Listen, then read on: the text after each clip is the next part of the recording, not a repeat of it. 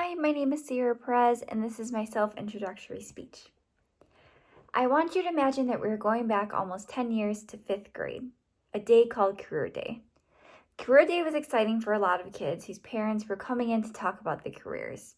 I would beg and beg my parents to talk about their jobs so I could just show them my classroom and all of my friends, but I was always told their job just was not interesting enough. My little 10-year-old brain at the time couldn't understand why they would say this. I mean, they always were at work, so it had to be fun. It was a part of tradition to dress up as the career you chose. I dressed up in a big black professional blazer over my cute white dress. I called myself Sonia Sotomayor. For those of you who do not know who she is, Sonia Sotomayor is not only the first Hispanic woman to be an Associate Justice of the Supreme Court of the United States, she was also the first Hispanic woman to do so. One asked what I wanted to be when I grew up, I would respond, I want to be like Sonia Sotomayor. My teacher, Mrs. West, seen something in me that I did not see in myself. The previous years of school, I would doze off in class, get yelled at for talking too much, and even just for doodling during my assignments. Mrs. West realized I was not a bad kid, but that the material was too easy for me. She began to challenge me by giving me harder math homework, longer books to read, and even harder papers to write.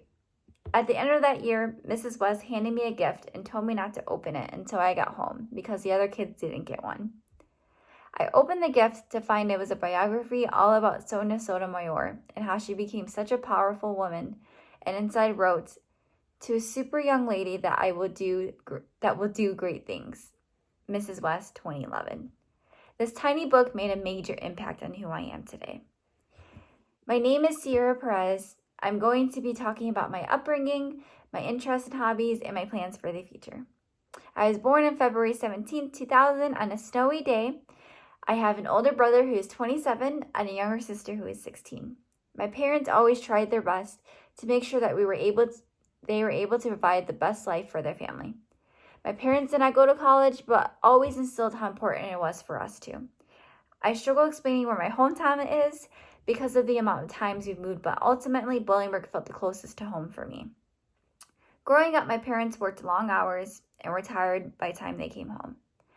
This is what ultimately made me such an independent woman today because I always had to provide for myself.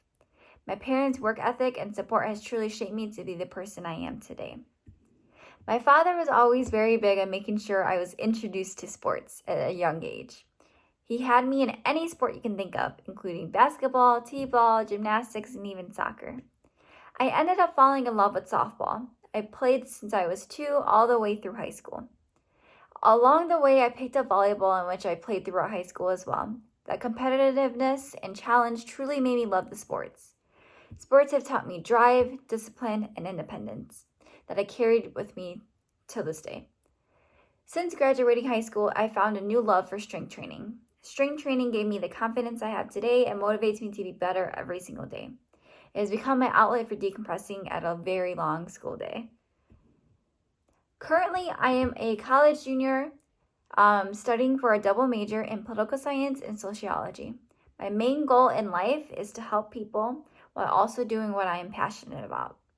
I hope to become a state's attorney to take on heavier cases such as rape and murder. Throughout my life, I didn't always have the resources and close role models to look up to for my future. I currently work a full-time job as a jewelry specialist manager at a jewelry store named Jared, the Gallery of Jewelry, to help me pay for my school tuition. When thinking of my future, I sometimes think that it is not achievable given my circumstances, but I am reminded of how much I want to become a lawyer every time I open my Sonia Sotomayor biography. I wish to overcome the statistics and become a successful female Latina in the workforce.